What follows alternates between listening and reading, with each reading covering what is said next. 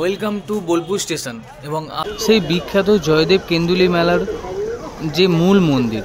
তো এটা পুরো যে জায়গাটা আছে এই পুরো জায়গাটা নিয়ে মেলাটা হয় এবং গৌরাঙ্গ মহাপ্রভু সেবাশ্রম থেকে এরকম একটি মণ্ডপ বা আড়ং বলতে পারেন, তো এরকম তৈরি করা হয়েছে।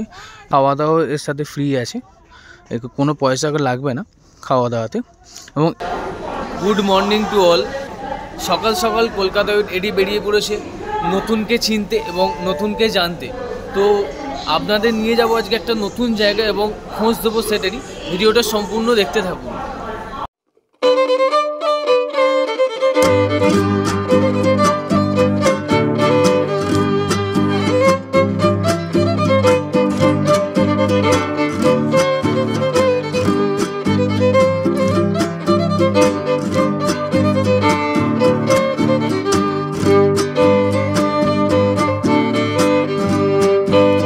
ওয়েলকাম টু বোলপুর স্টেশন এবং আমি এখন এসে পৌঁছে গেছি বোলপুর স্টেশনে, যেখানে রবীন্দ্রনাথের বাল্যজীবন বা ছোটোবেলা থেকে কেটেছিল। তো 13017 হাওড়া টু আজিমগঞ্জ এক্সপ্রেস, মানে এটা গণদেবতা এক্সপ্রেস। তো 11-12 মিনিট প্রায় লেট করে গণদেবতা এক্সপ্রেস আমাদের পৌঁছে দিল বোলপুর স্টেশনে। তো এখন নতুন ডেস্টিনেশনে যাওয়ার পালা এবং কলকাতা ইউথ এডি থেকে আমি অপূর্ব আপনাদের নিয়ে যাব এক নতুন ডেস্টিনেশন এবং নতুন জায়গা। তো ভিডিওটা সম্পূর্ণ দেখতে থাকুন। এটা হলো বোলপুর স্টেশন এবং ঠিক এই সাইডটা দিয়ে আমরা বেরোলাম। তো বেরিয়ে ঠিক এই দিকটায় যাচ্ছি। বোলপুর স্টেশন থেকে সোজা বাস স্ট্যান্ডের দিকে চলে আসবেন এবং বাস স্ট্যান্ড থেকে এই বাসটি সোজা জয়দেবের দিকে যাচ্ছে। অর্থাৎ আজকে আমার ডেস্টিনেশন জয়দেব কেন্দুলি মেলা। তো যেখানে মকর স্নানের দিন লক্ষ লক্ষ পুণ্যার্থী প্রস্থানের জন্য উদ্দেশ্যে আসেন। তো এই বাসটা করে আপনারা খুব সহজেই পৌঁছে যাবেন জয়দেব কেন্দুলি মেলাতে।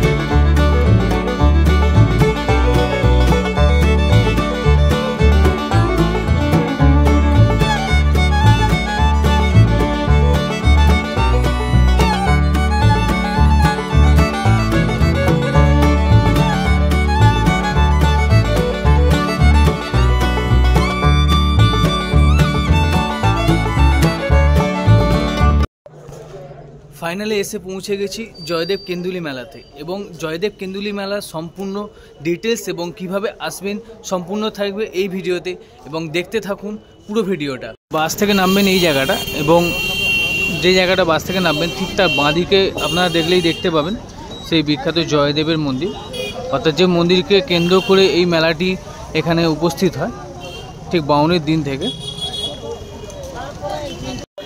এটি হলো সেই বিখ্যাত জয়দেব কেন্দুলি মেলার যে মূল মন্দির। তো এটাকে মেনলি বলা হয় আপনার রাধা গোবিন্দ মন্দির। তো এটা জয়দেব মন্দির নামেই বিখ্যাত যেটাকে বলা হয়। তো এখানে বিগ্রহ বলতে রাধা গোবিন্দের বিগ্রহ রয়েছে ভিতরে। চলুন ভিতরে গিয়ে দেখি রাধা গোবিন্দের যে বিগ্রহ রয়েছে তাকে দর্শন করব। জয়দেব কেন্দুলি মেলা হলো পশ্চিমবঙ্গের বীরভূম জেলার অবস্থিত কেন্দুলি গ্রামের একটি ঐতিহ্যবাহী মেলা এবং এই মেলায় গ্রামবাসীরা বা নানান পুণ্যার্থীরা মকর স্নানের মাধ্যমে তাদের পুণ্য লাভ করে এবং তারপর এই মেলার সূচনা হয়। এই মেলা মূলত বীরভূমের সংস্কৃত পণ্ডিত এবং লক্ষণ সেনের সভাকবি জয়দেবের উদ্দেশ্যে তার স্মৃতি উন্মোচনের জন্য উদযাপিত হয়।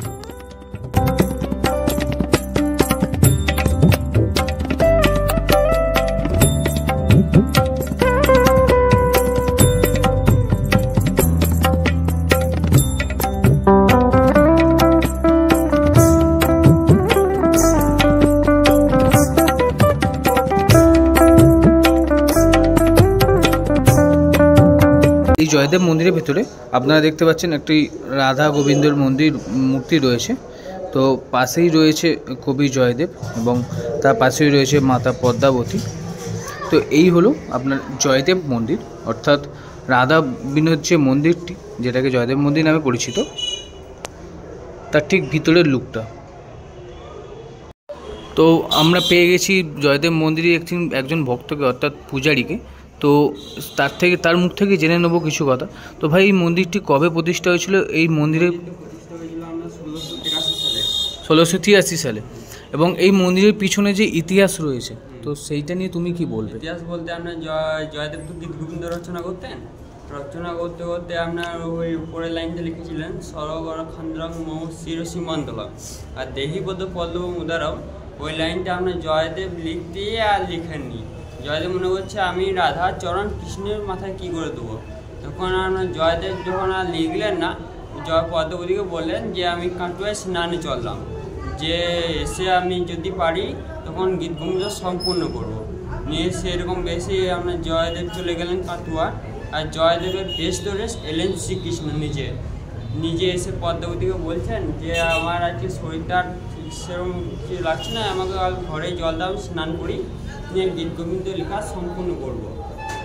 নিয়ে পরে তখন সে স্নান করে আপনার জয়দেব বেশ ধরে এসে কৃষ্ণ পদ্মাবতী জয়দেব যেমন সেবা দেন, সেরকম সে করে জয়দেবের কাছে সেবা দেন। জয়দেব সেবা দিয়েছেন, ভগবানের রূপ দিয়েছেন। নিয়ে সেবা দিয়ে পরে যখন শয়নে যান, গীতগুলো লেখা সম্পন্ন করে, তখন আপনার জয়দেব আসল যে তিনি আসছেন হেঁটে হেঁটে। নিয়ে বলছেন পদ্মাবতী আজকাল আমার কাটোয়ায় স্নান করতে যেতে হয়নি, আজকে অজয় গঙ্গা। তখন থেকেই আমাদের পৌষ মেলা পৌষ মেলা বলতে পৌষ মেলাতে আপনার লক্ষ লক্ষ লোক আসে এখানে। সেখানে এসে লক্ষ লক্ষ লোকের আয়োজন হয়, মিলন হয়, এখানে শিশুদের ভোজ সব খাওয়ানো হয়। আপনার শুরু হয় আপনার 14-15-16 মকর স্নান হবে। এবারে আপনার 16 তারিখে মকর স্নান, মানে মঙ্গলবার পড়ছে, সেদিনকে আপনার মকর স্নান করছে। আর তারপরেও মাঘ মাসে থাকবে 4-5 দিন, মাঘ মাসে 4 তারিখ। ধন্যবাদ। ঠিক জয়দেবের মন্দিরের পাশে তো একটি তিলোত্তমা স্মৃতি মন্দির রয়েছে, যেখানে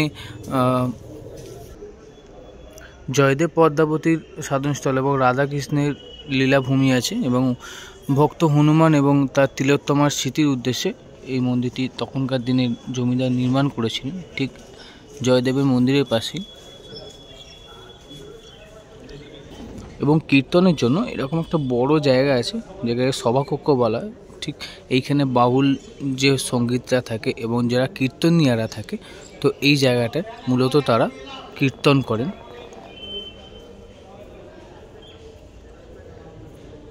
তো চলুন আমরা যাই এই তিলোত্তমার স্মৃতির উদ্দেশ্যে যে মন্দিরটি, তার একটু ওপরে যে বিগ্রহ বা আমাদের সনাতন ধর্মী যে ঠাকুর আছেন, তো সেগুলো আপনারা দেখে নেব। এবং আপনারা যদি জয়দেব মেলায় আসেন, তো এই পাশের ঠিক জয়দেব মন্দিরের পাশে এই মন্দিরটি ঘুরে দেখতে পারেন। এখানে রয়েছে তিলোত্তমা স্মৃতি ভবন এবং ঠিক তারই পাশে রয়েছে বজরংবলী এবং রাম সীতার একটি বিগ্রহ। এবং ঠিক তার পাশেই রয়েছে রাধাকৃষ্ণের একটি কক্ষ, বা সেই কক্ষের মধ্যে একটি বিগ্রহ রয়েছে। এবং তার পাশে রয়েছে কবি জয়দেব, এবং তার পাশেই রয়েছেন পদ্মাবতী, অর্থাৎ পদ্মাবতী হলো জয়দেবের স্ত্রী। তো তাদের একটি কুঠির এভাবে রয়েছে এখানে, যে সাধনাস্থল যাকে বলা হয়।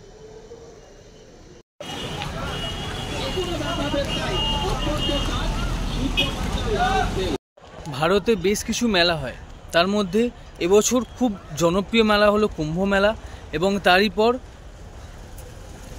আপনার গঙ্গাসাগর মেলা পড়ছে তারপর, এবং তারই পর যদি আপনি বলেন তো তাহলে বীরভূমের জয়দেব কেন্দুলি মেলা পড়ছে। তো আপনাদের পিছনে আমি দেখাচ্ছি, দেখুন এই পুরো যে জায়গাটা আছে, এই পুরো জায়গাটা নিয়ে মেলাটা হয়।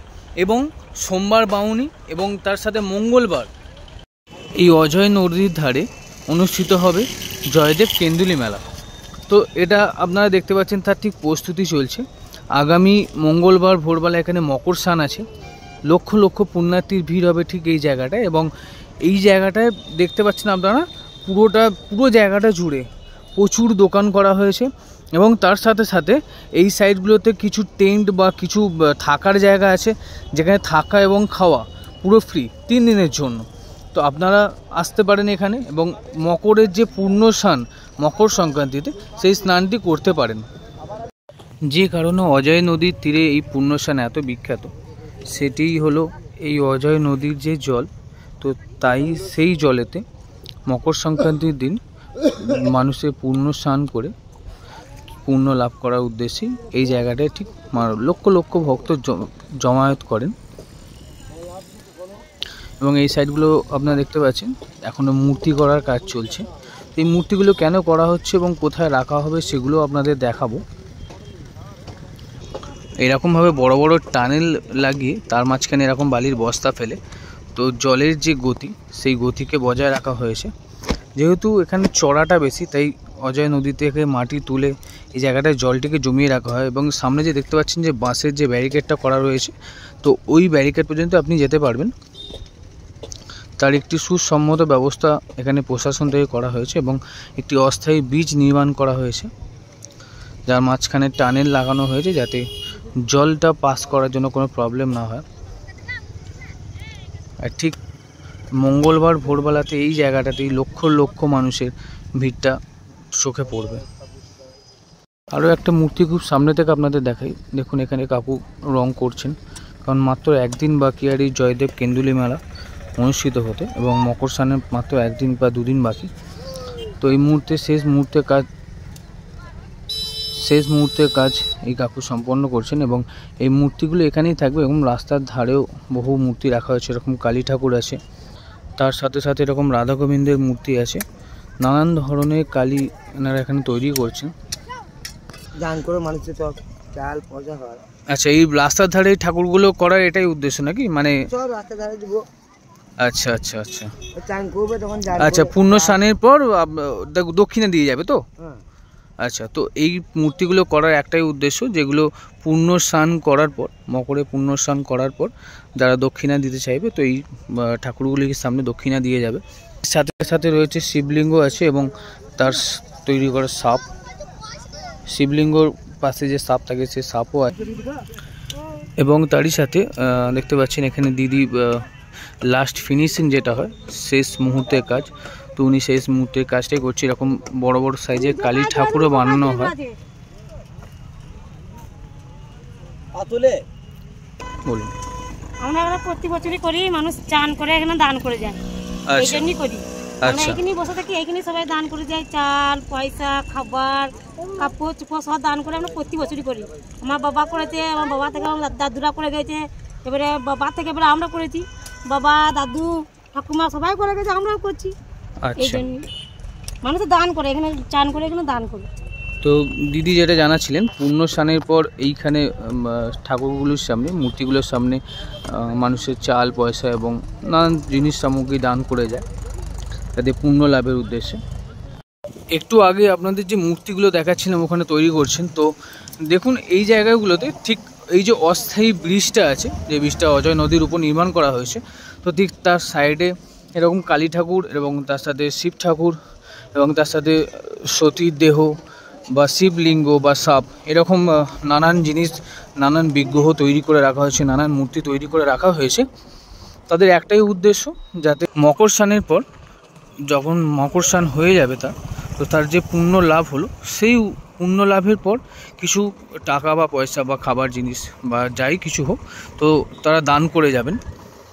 যারা এই অজয় নদে মকর স্নান করে পুণ্য লাভ করতে চাইবেন, তো তারা অবশ্যই আসবেন। এবং তার পাশেই রয়েছে এরকম টয়লেটের ব্যবস্থা আছে, বা অস্থায়ী টয়লেটের ব্যবস্থা করে রেখেছেন।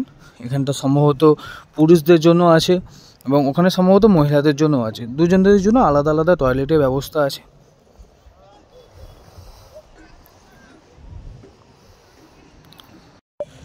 এই ছিল সম্পূর্ণ মকর স্নানের ভিডিও।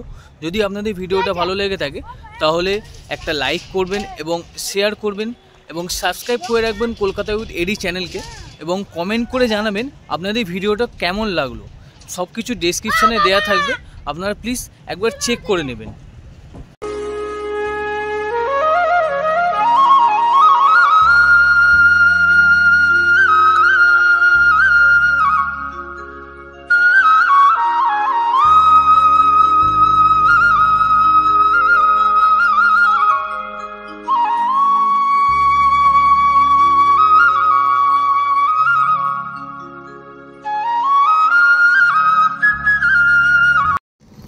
এই জয়দেব কেন্দুলি মেলায় শুধু মকর স্নানই হয় না, মকর স্নানকে কেন্দ্র করে বিরাট তো একটি মেলা বসে এবং তার সাথে সাথে নানান বাউল এবং যারা হরিনাম সংকীর্তন করেন তো তারাও এই জায়গাগুলোতে উপস্থিত হন এসে, এবং তাদের থাকার জন্য এবং যারা পুণ্যার্থী আগের দিন আসবেন তো তাদের থাকা এবং খাওয়ার জন্য এরকম ধরনের প্যান্ডেল করে আড়ং করে বহু জায়গা রাখা হয়, আপনারা দেখতে পাচ্ছেন। তো এরকম বহু বড় জায়গা নিয়ে এই মেলাটা তৈরি হয়।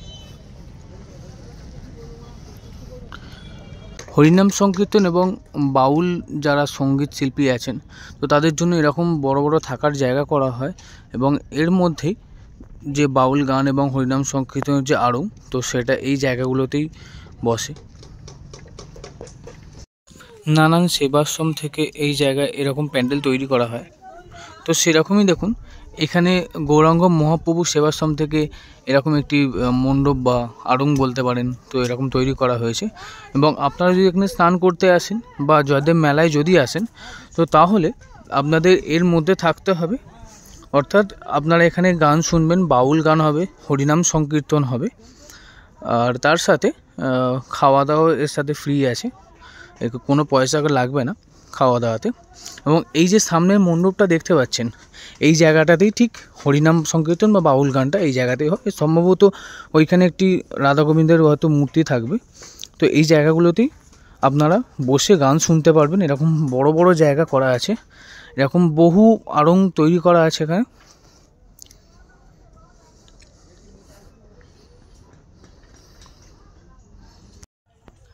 এই ছিল জয়দেব কেন্দুলি মেলার সম্পূর্ণ ভিডিও। তো ভিডিওটা যদি আপনাদের ভালো লেগে থাকে এবং ইনফরমেটিভ লেগে থাকে তাহলে একটা লাইক করবেন এবং শেয়ার করবেন তাদের সাথে যারা পুণ্যস্নানের জন্য জয়দেব কেন্দুলি মেলায় আসার জন্য প্রস্তুত হয়ে গেছেন, এবং সাবস্ক্রাইব করে রাখবেন কলকাতা উইথ এডি চ্যানেলকে এরকম নতুন নতুন ভিডিও এবং আপডেটগুলো পাওয়ার জন্য। এই মেলাকে কেন্দ্র করে ঠিক দুটো সাইডেই বহু মেলা বসে। এই জয়দেব কেন্দুলি মেলাতে, অর্থাৎ যে জয়দেব কেন্দুলি মেলাটি জয়দেবেতে হয় অর্থাৎ কেন্দুলিতে হয়, তো সেই মেলাকে কেন্দ্র করে বহু দোকানপাট বা খাবার দোকান বলুন বা নানান জিনিস কেনার দোকান বলুন তো আপনারা এই মেলাতে পেয়ে যাবেন। এবং আপনাদের একটা সাইডে দেখালাম যে থাকার এবং খাওয়ার যে ব্যবস্থা আছে, এবং তার সাথে বাউল যে গান বা হরিনাম সংকীর্তনের যে গান সেই গানগুলো রয়েছে, তার সাথে সাথে ঠিক তার উল্টো দিকটাতে এরকম নানা খাবারের দোকান এবং জিনিসপত্রের দোকান নিয়ে পুরো মেলাটি গমগম করবে। আর এবং এই মেলাটি শুরু হয়ে যাবে 13 তারিখ থেকে, এক দাদা জানাচ্ছিলেন, এবং চলবে প্রায় আরও 4-5 দিন। তো আপনারা এই মেলায় আসুন এবং এখানে মকর স্নানের মাধ্যমে পূর্ণতা লাভ করুন।